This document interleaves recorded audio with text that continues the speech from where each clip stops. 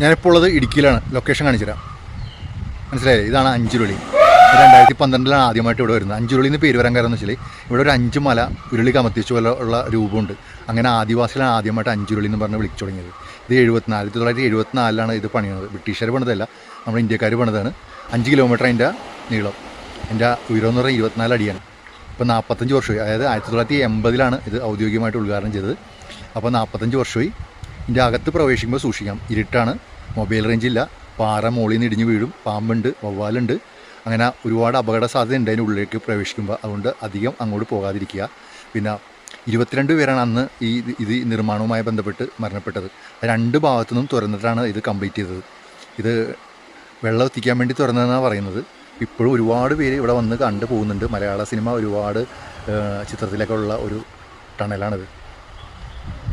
എറണാകുളം ടൗണിന് ശേഷം 131 കിലോമീറ്റർ ഉണ്ട് ഇവിടത്തോളം എത്തിച്ചേരാൻ. ഞാനിപ്പോൾ ഉള്ളത് ഇടുക്കിയിലാണ്. ലൊക്കേഷൻ കാണിച്ചു തരാം.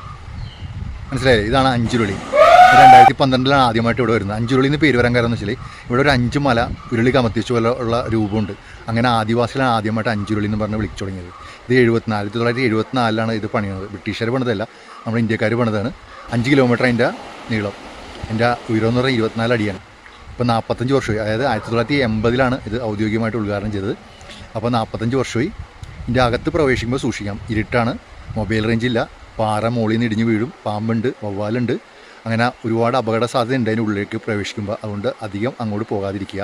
പിന്നെ 22 പേരാണ് അന്ന് ഇത് നിർമ്മാണവുമായി ബന്ധപ്പെട്ട് മരണപ്പെട്ടത്. 2 ഭാഗത്തു നിന്നും തുറന്നിട്ടാണ് ഇത് കംപ്ലീറ്റ് ചെയ്തത്. ഇത് വെള്ളം എത്തിക്കാൻ വേണ്ടി തുറന്നതെന്നാണ് പറയുന്നത്. ഇപ്പോഴും ഒരുപാട് പേര് ഇവിടെ വന്ന് കണ്ടു പോകുന്നുണ്ട്. മലയാള സിനിമ ഒരുപാട് ചിത്രത്തിലേക്കുള്ള ഒരു ടണലാണിത്.